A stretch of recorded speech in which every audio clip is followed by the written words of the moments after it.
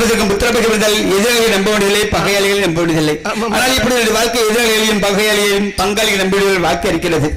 ஆனால் காக்கைக்கு சாதம் வைத்தால் காக்கை கூட அதை உண்ணாமல் பறந்து ஓடுகிறது மந்திரியார். இருந்தாலும் நிச்சயமாக புத்தகங்கள் கிடைக்கும் என்ற சந்தோஷத்தில் இங்க இருக்கிறவர்கள் எவ்வளவு சொத்துக்களை சேர்த்து வைத்திருப்பார்கள். நிச்சயமாக எனக்கு மகன் பிறப்பான் என்ற இயக்கத்தில் எங்கெங்கெல்லாம் மரங்கள் நட்டு வைத்தேன் தெரியுமா? கூறுங்கள். மந்தையோர மாங்கா மாறா ஏ மந்திரிய மண்ணிலே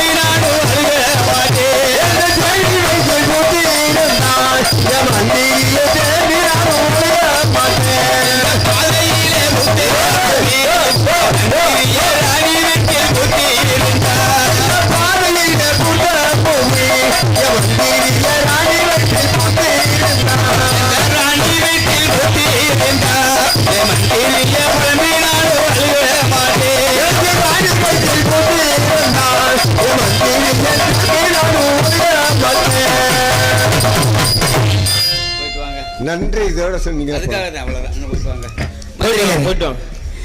மகாராஜா மன்னதற்கும் கொள்ளைக்கும் புத்தகம் வேண்டும். அதுக்கு கூட இந்த பாதையில் பார்த்தா எத்தனையோ பூக்கள் பூத்திருக்கிறது, வீதியில் பார்த்தா எத்தனையோ பூக்கள் எல்லாம் பூத்திருக்கிறது. இப்படி பூத்த பூக்கள் எல்லாம் இறைவனால் படைக்கப்பட்டதானே அந்த செடிக்கு கருணை கட்டிய இறைவன் அதில் ஒரு பூவையாவது கருவாகி உருவாகி இவருடைய தேவியின் வயிற்றில் கொடுத்திருந்தார். எவ்வாறு சொன்ன? ஆமா மகாராஜா, இப்படி எல்லாம் அழுது புலம்பிக் கொண்டிருந்தேன்.